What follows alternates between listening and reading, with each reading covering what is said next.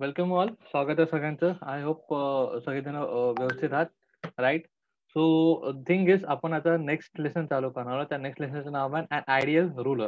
So we are starting with the next lesson that is called an आदर्श राज्यकर्ता, ideal ruler. तर बघा, what is the thing ruler? तर ruler means what? अन ultimately ruler म्हणजे आपण किंग, आपण असं म्हणू शकतो. राजा, किंग, राजा, आपण असं त्यांना म्हणू शकतो. तो राज्यकर्ता, राजा, त्याबद्दल आपण जाणून घेणार की आदर्श राज्यकर्ता, आदर्श राजा हा कसा असला पाहिजे आणि कसे असतात आणि कोणते आदर्श राज्यकर्ते आपल्या इतिहासामध्ये, हिस्ट्रीमध्ये झालेले आहेत, त्यांच्याबद्दल बघणार आहोत. तर बघा, अल्टिमेटली आपण आदर्श राजा किंवा आयडियल रूलर हा जर नेम घेतलं, तर त्यावेळेस आपण ऑलरेडी या बुकमध्ये आपण शिवाजी महाराज आणि त्यांच्या एजच्या किंवा त्यांच्या डिकेड्सच्या किंवा आपण त्यांचा जो एरा होता, म्हणजे त्यांचा जो काळ होता, त्यावेळेसच्या घटना आपण बेसिकली बघत आहोत. तर आयडियल राजा हा आपण बेसिकली आपण कोणाबद्दल बघत आहोत?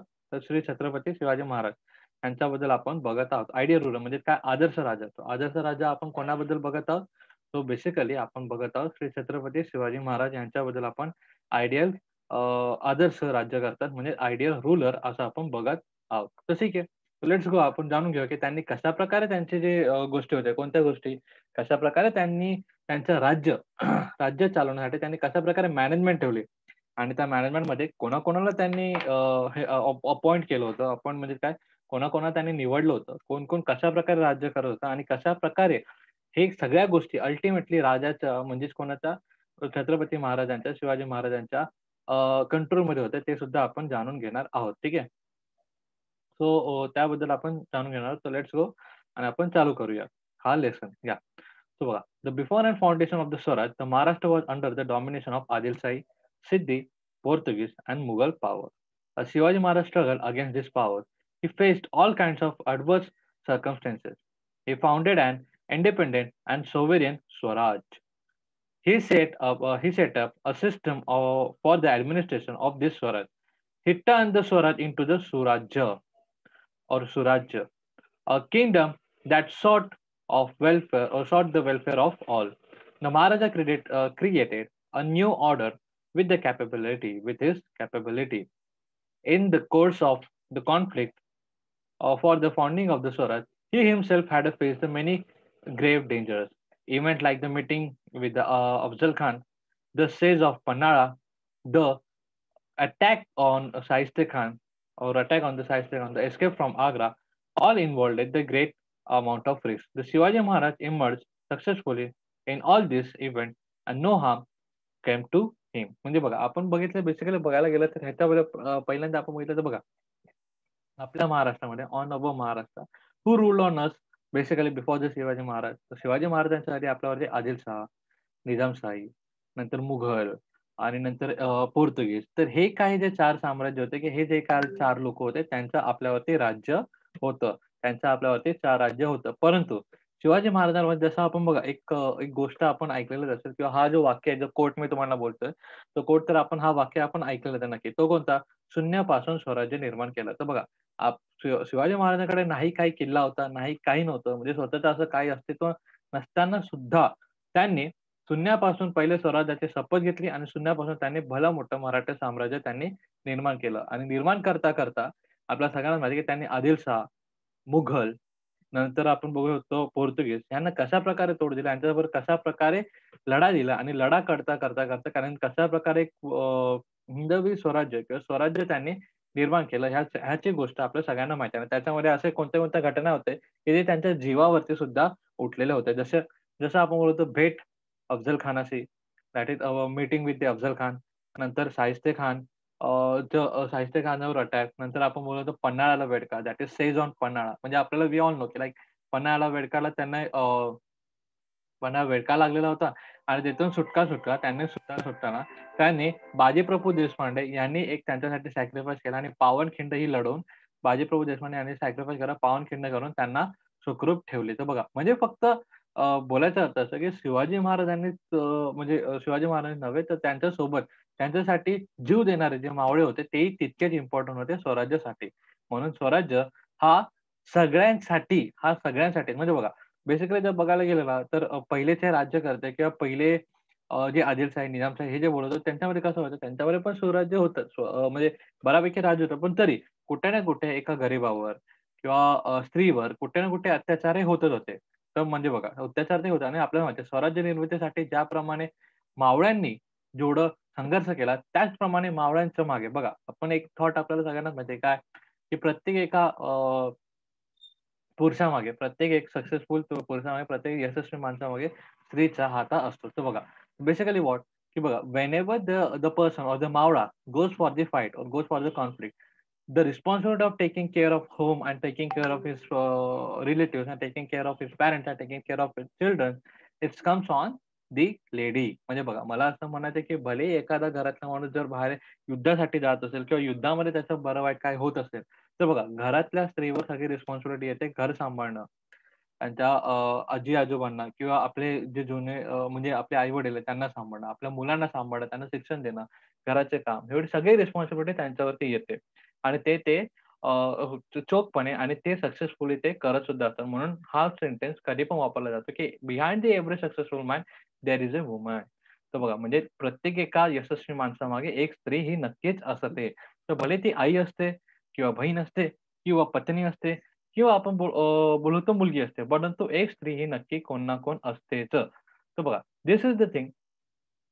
हां, ते गोष्ट म्हणून स्वराज्य हा फक्त राज्य आपला प्रस्थापित न करता तो सर्वांसाठी, प्रत्येक एका माणसासाठी सुराज्य म्हणजे प्रत्येक एका माणसासाठी आहे आणि तो प्रत्येक माणसाचं भलं व्हावं. म्हणजे बघा इथे सेंटन्स आपल्याला लिहिलेलं आहे, "the kingdom that sought sought the welfare for all or welfare of all." म्हणजे प्रत्येक एका माणसासाठी तो एक चांगला एक चांगला आणि सुरक्षित प्लस सुखदायक जो राज्य असेल त्याला आपण सुराज्य म्हणजे स्वराज्याचं सुराज्य म्हणजे स्वराज्याचं सुराज्य झालेलं असं आपण बोलू शकतो. म्हणजे आपलं स्वतःचं राज्य, परंतु ते कसं सुखद, सुरक्षित आणि सुखमय, आनंदमय आपण जे बोलू शकतो, तर त्यालाच आपण स्वराज्याच्या सुराज्य झालेलं असं बोलू शकतो. तर धिस इज द थिंग. तर हे त्याने बघितलं. मग त्याच्यासाठी त्यांनी एक बऱ्यापैकी एक ॲडमिनिस्ट्रेशन स्थापन केलं होतं. म्हणजे त्याने कामकाज चाललं पाहिजे. आपलं स्वराज्याचं कामकाज चाललं पाहिजे. यासाठी त्याने एक चांगली अशी एक आपण बोलतो राजकीय स्थापना त्यांनी केली होती, की मंडळाची त्यांनी अशी स्थापना केली होती, जे प्रत्येक एक कामकाज सांभाळतील. स्वराज्याचं प्रत्येक एक कामकाज चोखपणे आणि चांगल्या प्रकारे सांभाळतील, जेणेकरून प्रत्येक एक माणूस म्हणजे स्वराज्याच्या किंवा प्रत्येक एका माणसाला भलं होईल आणि तो सुखी राहील अशा प्रकारचा त्यांनी नियोजन केलेले होते. तर बघा, Shivaji Maharaj could establish the swarajya due to his loyal and dedicated associate. बघा, जे मी तुम्हाला मावळ्याची गोष्ट बोलली होती, ते त्यांनी इथे आपल्याला थिंक अबाउट इट ह्याच्यामध्ये दिलेलं होतं. They collect the proverbs and a different language that state importance of the friendship. And for example, a friend in the need, the friend is indeed.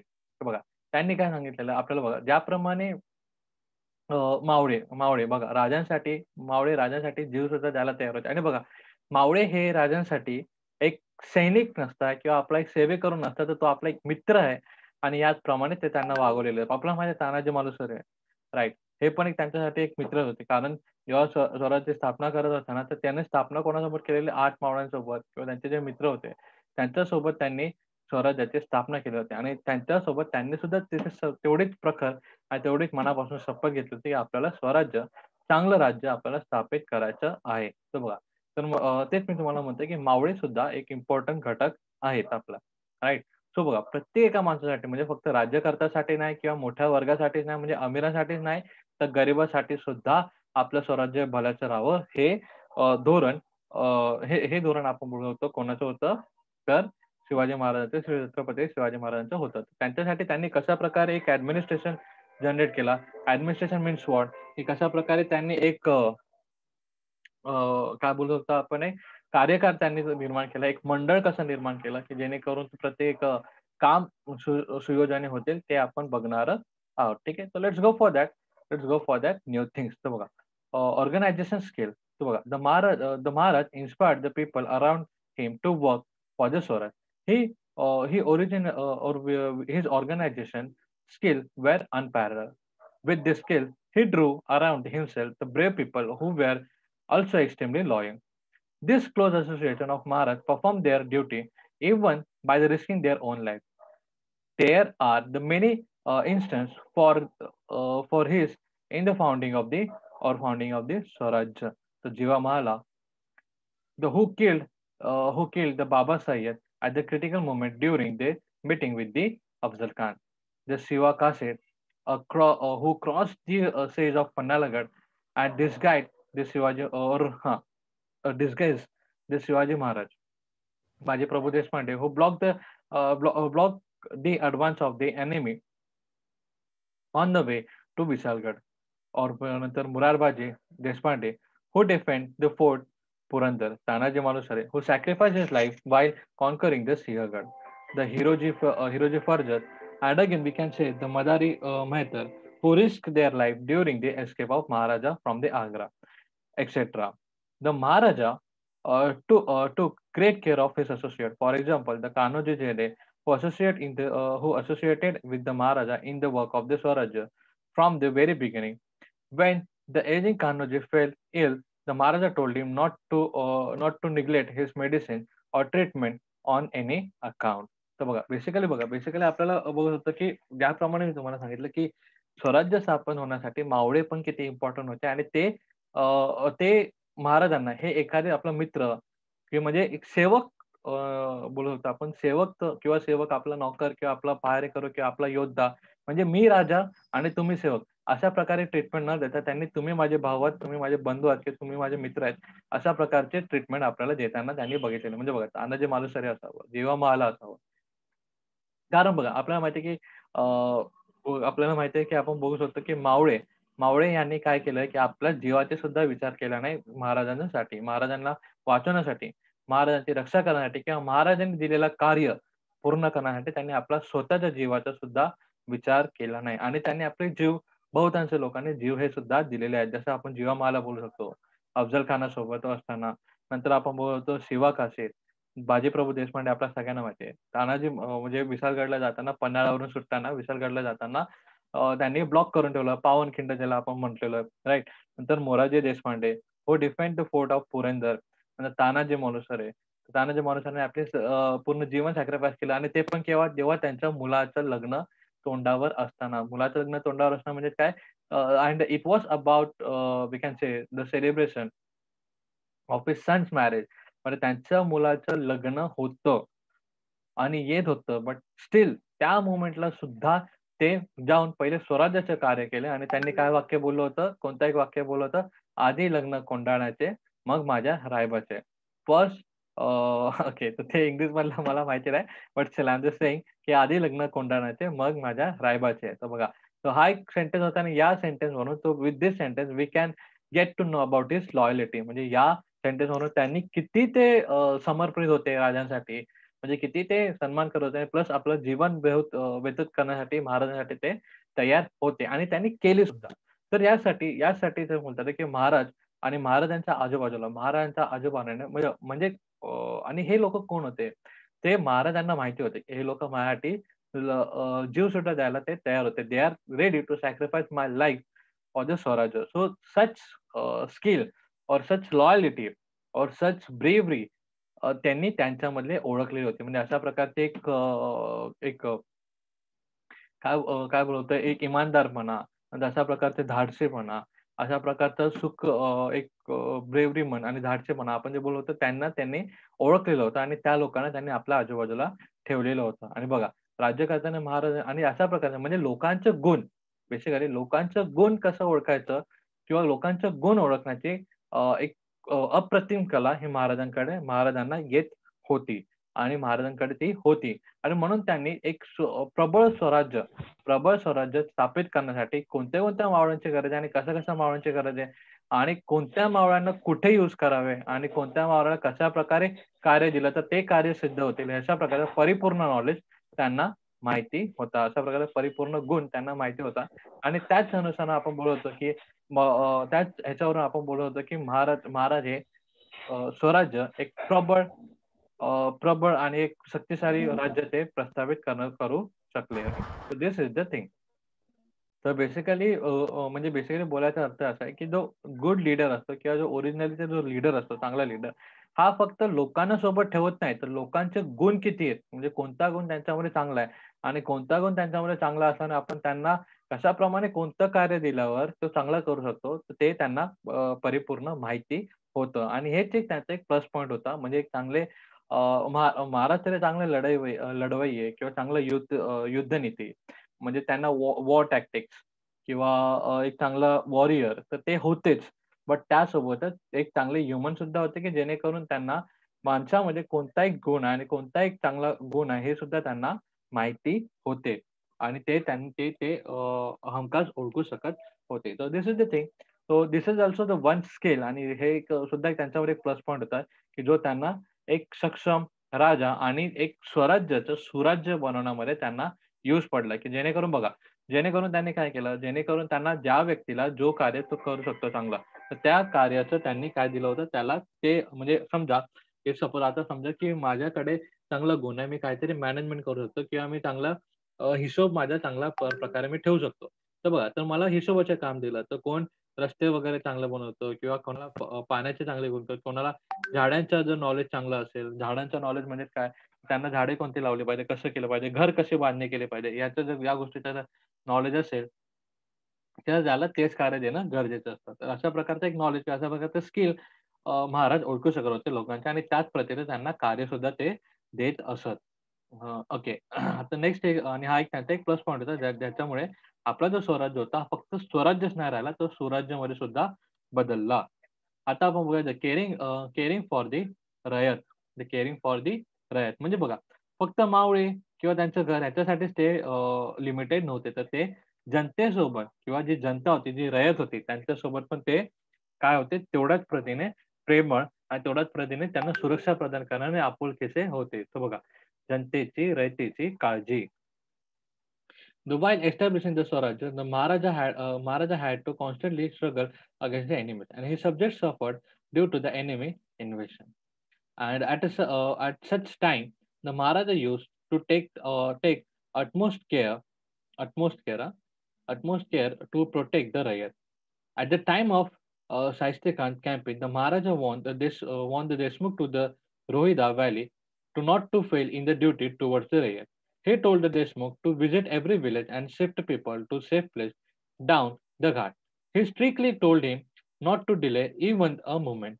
He further warned the Deshmukh that if he did not thus take care of the Rayat, the Mughal army will take the people prisoner, and then it would be the same as the Deshmukh's doing.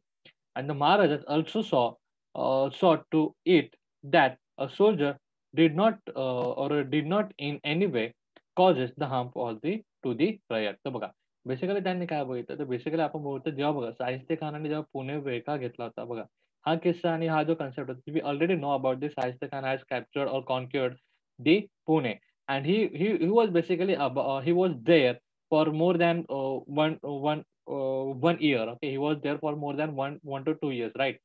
So basically, what happened at that moment, like there is the possibility that he will bother or आपण बोलू शकतो he will torture our रयत म्हणजे तो आपल्या आपल्या रयतेला, आपल्या जनतेला कोणत्या ना कोणत्या मार्गाने तो जरूर किंवा नक्कीच तो आपल्या जनतेला त्रास देईल. तर हे प्रकारची कल्पना अशा प्रकारची गोष्ट शिवाजी महाराजांना ऑलरेडी माहिती होती. म्हणून त्यांनी काय केलं, देशमुख म्हणजे आपल्याला ऑलरेडी माहिती आहे, जो तिथला जो गाव असतो किंवा तिथला जो शहर असतो किंवा तिथला एक मोठा तालुका, ज्याप्रमाणे आता आपण तालुका बोलूया त्याला, त्या तालुक्याचा सांभाळ करणारा किंवा तालुक्याला सांभाळणार त्याच्यावरती जी जिम्मेदारी असते त्याला आपण देशमुख असं म्हणत असतो, राइट?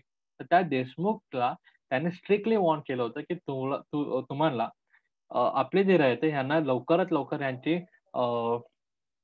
आपण बोलू त्यांना लवकरात लवकर तिथून हलवावे आणि तिथून हलवून एका सुरक्षित जागेमध्ये त्याला न्यावे. जेणेकरून की मुघल साम्राज्याचे जे लोकं आहेत, त्या मुघल साम्राज्याची आर्मी आपल्या जनतेला त्रास देणार नाही आणि आपल्या जनतेला त्रास देणं म्हणजे काय होईल, ते रयतेसाठी एक धोकादायक आणि म्हणजे बघा, म्हणजे कसं होईल ते एक त्यांना दुखापत होईल आणि ते दुखापत झालेलं राजांना हे बघवलं गेलं नसतं. तर त्याच्यासाठीच त्यांनी काय सांगितलं होतं, की तुम्ही लवकरात लवकर एकही क्षण व्यतीत न करता तुम्ही लवकरात लवकर कार्याला लागा आणि आपली जी जनता आहे, जी आपली रयत आहे, त्या रयतेला त्या जागेवरून हलवून एका दुसऱ्या घाटाच्या ठिकाणी न्या, जेणेकरून तिथे ते सुरक्षित राहू शकतील. Right? So this was the thing. ह्या प्रकारचा त्यांनी घेतला आणि बघा, एका घडीचा दिरंग न करणे. तर बघा, म्हणजे एकही मोमेंट म्हणजे एक एक क्षण व्यतीत न होता तुम्ही तिथे बघा जर रयतेची काळजी घेतली, नाहीतर मुघल सैन्य येईल आणि लोकांना कैद करेल आणि याचं पाप तुमच्या माथी बसेल. तर बघा त्यांनी एवढंच नाही तर त्यांनी फक्त हे पण सांगितलं होतं, ही स्ट्रिक्टली टोल्ड हिम की if he delayed in this moment and further म्हणजे जर मुघलचे Mughal if suppose the Mughal came, Mughal army came to and they caught us or after that they prison us म्हणजे ते आपल्याला जेलीमध्ये टाकले. म्हणजे आपल्याला म्हणजे जनतेला जर ते जेलीमध्ये टाकलं तर त्याचा जो हे आहे, काय म्हणू शकतो आपण, त्याचं जे सीन आहे म्हणजे त्याचं त्याचं जे पाप आहे ते तुमच्या माथ्यावर असेल, ते तुमच्या नावाखाली असेल. तर अशा प्रकारचं त्यांनी सांगितलं होतं. म्हणजे त्यांना सांगायचं तात्पर्य आहे, की म्हणजे त्यांना आपली जनता ही किती प्रिय आहे आणि त्याची काळजी किती आहे, हे या दृश्यातून आपल्याला दिसून पडते. आता आपण बघूया पुढचं the policy regarding the army. तर मग आता policy regarding with the army आपण जाणून घेऊया. तर बघा, हे तर झालं आता त्यांची एक स्किल कशी होती बघा. या आत्तापर्यंत आपण जाणून घेतलं या पेजमध्ये या ठिकाणी आतापर्यंत आपण जाणून घेतलं, की कशाप्रकारे महाराज हे जनतेची काळजी, आपल्या सेवकांना बोलत आपण मावळ्यांची काळजी, मावळे कशाप्रकारे होते आणि स्किल त्यांचं स्किल जाणून घेण्याचे एक हे काय बोलतो आपण स्किल जाणून घेण्याची त्यांच्याकडे एक कला होती. म्हणजे ते लोकांमध्ये कोणता गुण आहे, ते त्या लोकांनाही माहिती नसायचं, पण ते महाराजांना नक्कीच माहिती होतं आणि त्याच कारणामुळे त्यांना ह्या तिन्ही चारही गोष्टीमुळे आपण बोलतो, की त्यांना एक स्वराज्याचं सुराज्य स्थापित करण्यामध्ये त्यांना यश मिळालं होतं आणि त्यासोबतच एवढंच नाही, तर पुढचे काही पॉइंट्स आहेत, जसं पॉलिसी रिगार्डिंग द आर्मी म्हणजेच काय, की लष्कर विषयक धोरण. तर लष्कर विषयक धोरण सुद्धा त्यांनी कशाप्रकारे जेणेकरून की लष्कराचं बघा, आपल्याला माहिती आहे की एकदा जर लढाईमध्ये कोण व्यक्ती गेला, की लढाईमध्ये व्यक्ती गेल्यानंतर तो वापस येईलच का? याची आपल्याला गॅरंटी नसते. परंतु त्या व्यक्तीच्या मागे मग म्हणजे बघा, की जर एखादा सैनिक आहे, सैनिकाच्या घरातून सैनिक हा बाहेर कुठेतरी लढायला गेला आणि तेव्हा त्यांच्या घराची जिम्मेदारी हे कोणावर असते?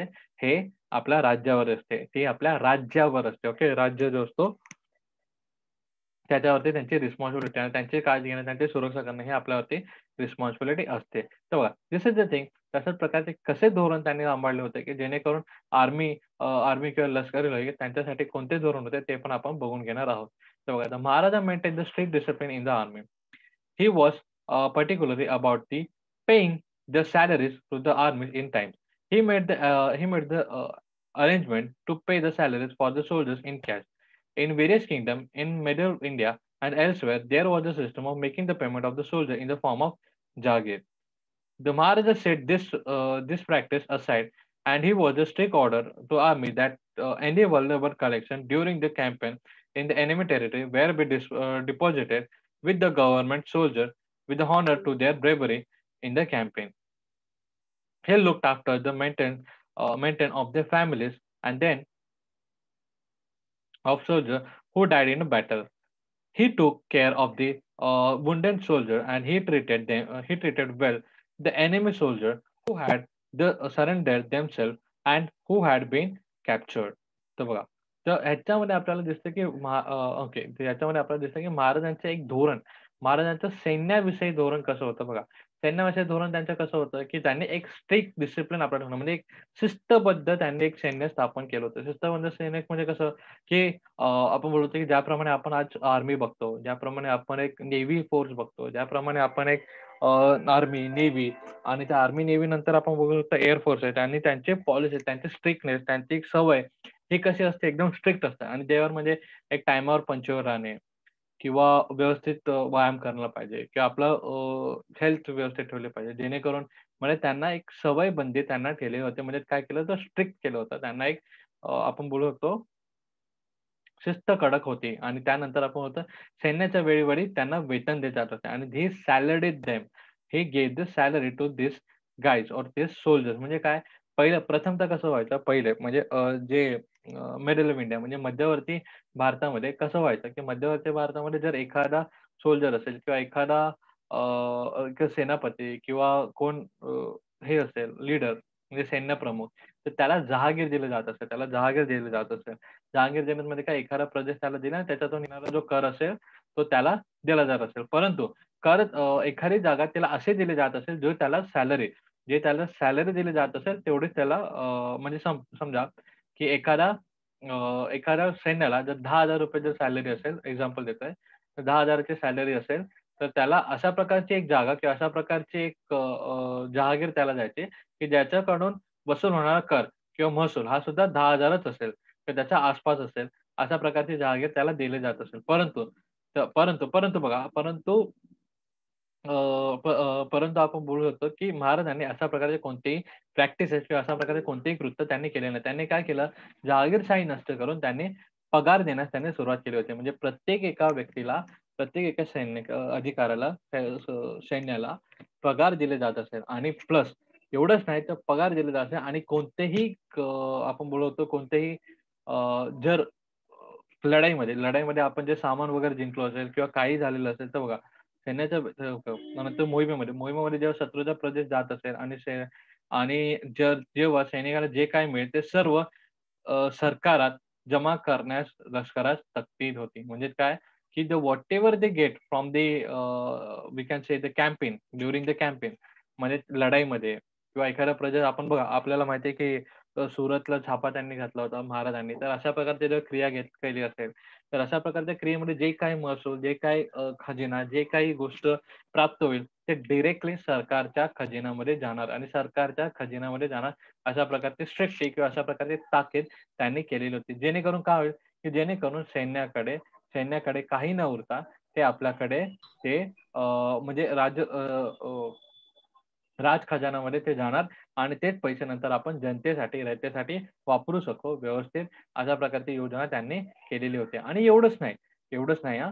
जर लोकांना म्हणजे जे सैन्य होते, जे आर्मीमध्ये होते, जे मिलिटरीमध्ये होते, जे सोल्जर्स होते, त्यांना तर बेसिकली जे सैन्य होते त्यांना तर पगार भेटतच असे. But behind this suppose he died in the war or suppose he get wounded म्हणजे समजा की त्याला जर तो जखमी झाला किंवा त्याचा मृत्यू झाला. तर मृत्यू झाल्यानंतर त्याची फॅमिलीची केअर सुद्धा घेतली जात असेल आणि तो जखमी झाला, तर त्याचे सुद्धा चांगल्या प्रकारे त्याला ट्रीटमेंट किंवा चांगल्या प्रकारे त्याला औषध-उपचार दिले जात असेल. आणि एवढंच नाही, हे तर झालं आपल्या सैन्याचं.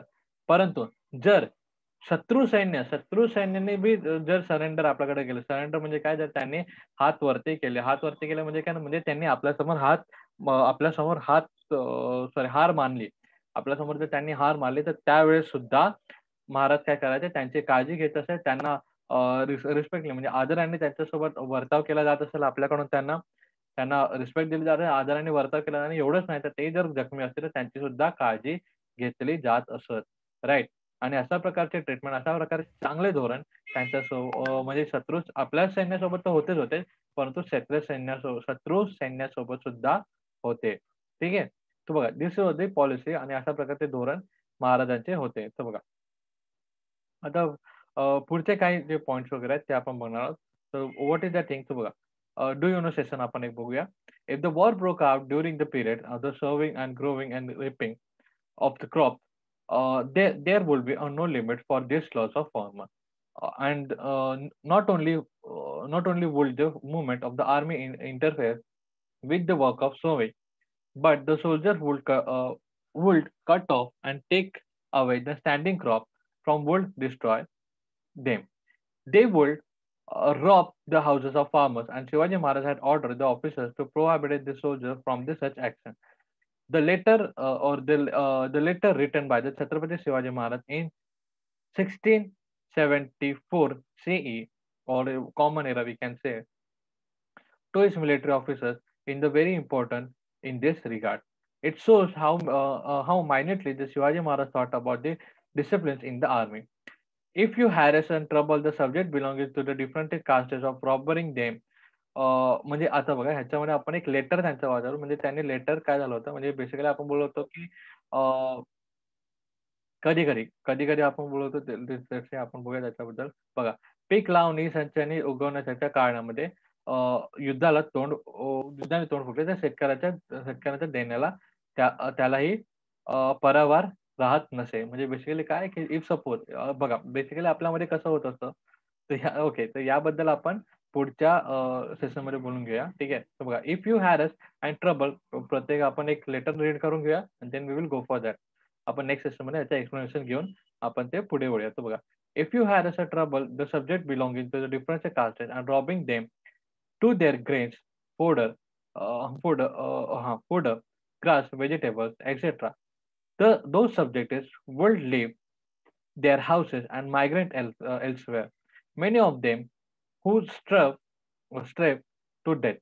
It would be as if you are the more atrocious than the Mughals. There would be a great uproar. म्हणजे बघा, बेसिकली त्यांनी किती काळजी घेतली होती, म्हणजे आपण याच्याबद्दल तर बोलून घेणारच आहोत. आपण नेक्स्ट सेशन मध्ये या सेशनचा किंवा या तक्त्याचा आपण मिनिंग बघणार आहोत. ठीक आहे. आय होप तुम्हाला सगळ्यांना कळत असेल. In case no, you guys can ask. तुम्ही काही डाऊट असेल तर तुम्ही विचारू शकता. ठीक आहे. आपण नेक्स्ट सेशन मध्ये भेटणार आहोत. नेक्स्ट सेशन मध्ये आपण भेटूया. अरे